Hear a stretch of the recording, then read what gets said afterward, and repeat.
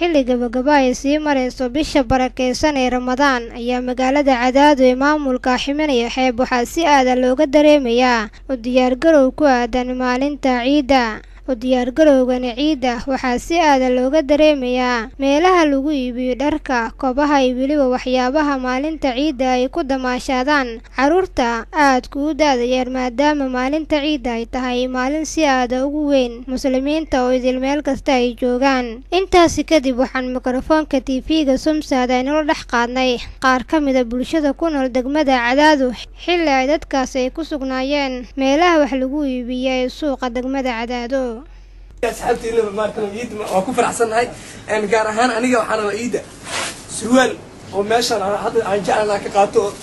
oo qiimihiisa aan isku helo $2 iga dhan iyo $1 ka dhima inaan mar dhow qaato maanta si aad baan ugu faraxsanahay hilibna waa cuni doonaa xaluun waa isdhaafsan doonaa faafaantada dila yiraahdo aad iyo aad aan u soo dhaweynaa ciidan waxaan isleeyahay ciidiyo kale way ka duwan tahay waxaan ugu can ammaanka oo sanad walba hadba sii kobcaya ما شاء الله هذه هذا اللي بدي أقوله ودريم كرتنا وجهنا ونركي وإحنا قاعدين نعيد والله حقيقة واحد دريم كرتنا مقالة دم بدي أقوله حق لنا وشيران مقالة دي صغيرة اللي سلاح مريض ألف سلام مريض كبير إيسا الحمد لله أصلا مكان قلوا حل معنا وحل وشيرة سوقات كده ما تكسي غيبت جدا بسوي تهجد ك مرة واحد بدي أقوله الناس يجيلهين الحياة معانك أو حلودة يو حياة الجديدة ayaan u diyaargaroobayna ciida aadaan ugu diyaargaroobayaa dadku aad u jeedaan dharka wada talanayaa dadku aad waliba noogu badan yahay waa mashquul magaalada dhan weeyaan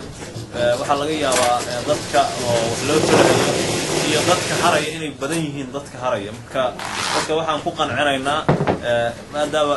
dawaarada iyo dadka wax talo iyo tayloorada ay dadku ka tira badan yihiin in ay sugtaan yani waqtiga ciida laba maalin ka dambaysa marka magaalada aad loogu faraxsan yahay ciida waxyaabaha ugu badan lagu ciidahayana amniga ayaa ka mid ah. Isku soo wada duuba waxaa si aad ah u diyaargarowga maalinta ciida looga dareemayaa guud ahaan deegaanada uu ka arrimiyo maamul goboleedka Ximinaya Xeeb. Deeqa uu ka Somsad TV Cadaado.